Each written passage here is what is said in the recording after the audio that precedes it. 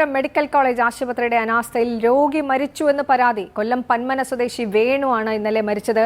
ആൻജിയോഗ്രാമിന് ആശുപത്രിയിൽ എത്തിച്ച വേണുവിന് 6 ദിവസമായിട്ടും ചികിത്സ ലഭിച്ചില്ല എന്നാണ് പരാതി. താൻ മരിച്ചാൽ അതിന് കാരണം ആശുപത്രിയുടെ അനാസ്ഥയാണെന്ന് വേണു തന്നെ പറയുന്ന ശബ്ദ സന്ദേശം പുറത്തുവന്നു.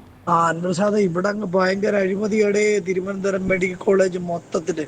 നമ്മൾ യൂണിഫോം ഇട്ടിരിക്കുന്ന ഒരാളിനോട് നമ്മളൊരു കാര്യം നമ്മൾ അറിയാൻ വേണ്ടി ചോദിച്ചാല് നായ നോക്കുന്ന കണ്ണുകൊണ്ട് പോലെ അവർ നോക്കാൻ ശ്രമിക്കത്തില്ല, ഒന്ന് തിരിഞ്ഞു പോലെ നോക്കത്തില്ല, ഒരു മറുപടി പിന്നീടാകട്ടെ പറയത്ത് പോലും ഇല്ല. ഇവിടെ കൈക്കൂലിയുടെ ഏറ്റവും വലിയ ബഹളം.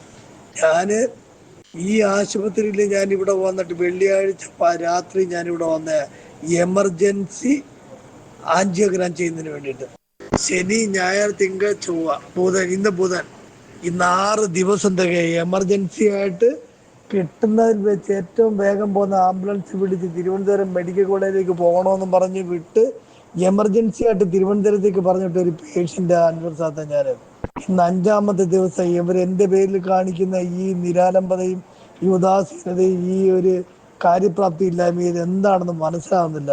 ഇവരുടെ ഈ ഒരു ഉദാസീനത കൊണ്ടും ഈ ഒരു അലംഭാവം കൊണ്ട് എൻ്റെ ജീവൻ എന്തെങ്കിലും ഒരു ഭീഷണി, എന്തെങ്കിലും ഒരു ആപത്തോ സംഭവിച്ചാൽ അൻവർ സാദെ എൻ്റെ വോയിസ് റെക്കോർഡ് ഞാൻ നിനക്ക് അയച്ചു തരുന്നുണ്ട്. അതുകൊണ്ട് ഈ പുറം ലോകത്തെ അറിയിക്കണം.